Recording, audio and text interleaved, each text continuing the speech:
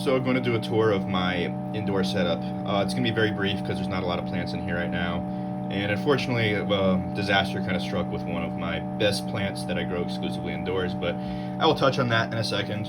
But just to go through, here is my Nepenthes Boreai from Pearl River, and this is my small Boreai. Unfortunately, something happened with my big one this week that I'm going to touch on in a second, but this is a healthy little plant. It's been a struggle, but I've got it on a good track now, I think.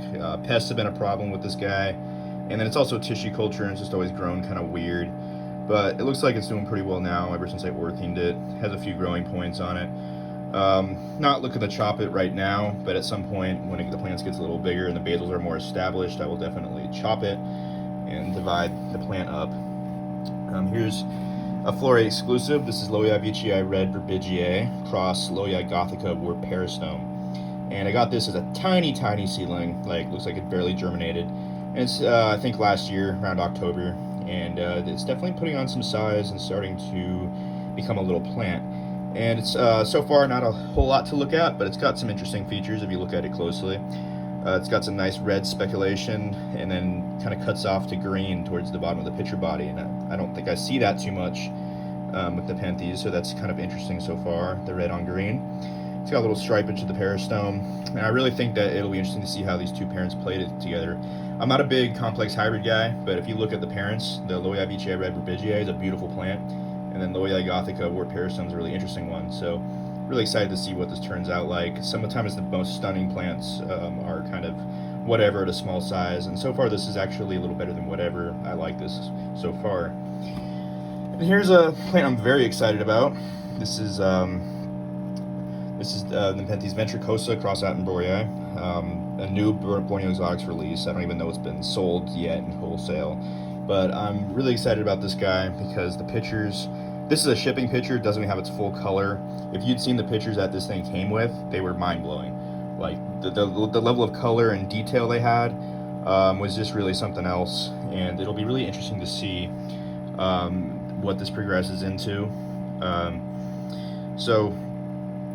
Just settling in, pretty recent acquisition I got from Cross Exotics.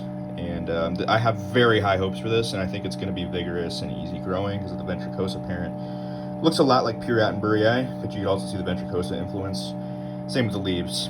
Looks a lot like pure Pantherburyi in some ways. And then here's my Nepenthes Pantherfibiata from the Hose Mountains location. Tissue culture clone, I believe, from Boreai. Honestly, it's gotten less interesting as it's grown. So I got this as a seedling last year, and unfortunately they had a major setback with it. Some pests got to it and set it back, nearly killed it, but it's doing pretty well now and hasn't had an issue since. But it used to have these deep purple pitchers, and now they're just kind of green, a little bit purple towards the top, but they really don't have the same features or the same color that they used to. I'm not really sure what happened, but as this thing puts on size, I think I'm going to introduce this to the greenhouse in the spring. I think once it gets close to 6 inches is a good time to take a plant out there, and I think it'll like it given how well pure Boreai is doing well out there. So the disaster came. The Panties Ventricosa that I had was a 9-inch plant, beautiful. 3 or 4 days ago it was looking beautiful in here, and suddenly it just started wilting, and the leaves started curling and getting wavy, and the tendrils became flimsy, and obviously something's very wrong when that happens, and it was clear that the plant was struggling to get water. And my first thought was root rot, but I took a close look at the roots, and the roots were fine, but what happened was the stem was rotting, which is awful, because if you don't deal with that, the plant's going to die. So what I did was I chopped the mother plant right here. I chopped it above the rot. And since the roots are healthy and the stem's healthy, it's actually got a nice little basal right here. So at least I have a few copies of this plant. And it looks like it's going to put out another one from the stem. If you look at the little green bump on the stem there. So I'll at least have a few copies of this plant. The mother plant is in here. It's in my second terrarium.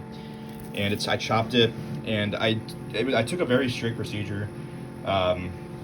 Basically what I did was I sterilized everything I was going to use to help root this thing. I sterilized the media, I sterilized the pot, I sterilized the knives I used to cut it, and I'm just hoping for the best. I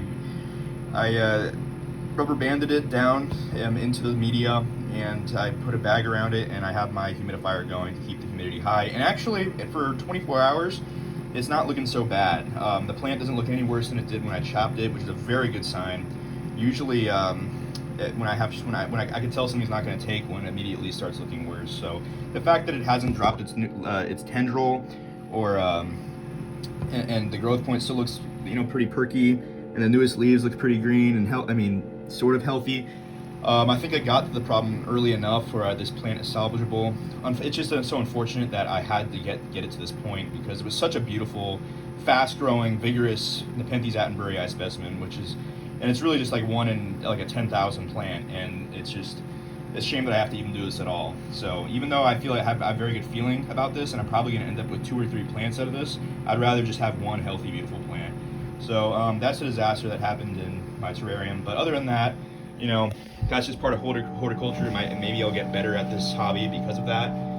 Learning experience, and sometimes you have to have a high stakes plant go bad, I guess, to get better at this hobby. So other than that, I've got a lot of nice little healthy specimens in here that are growing and coming along fine. Some stuff I want to move out to the greenhouse. So yeah, my indoor setup 2022.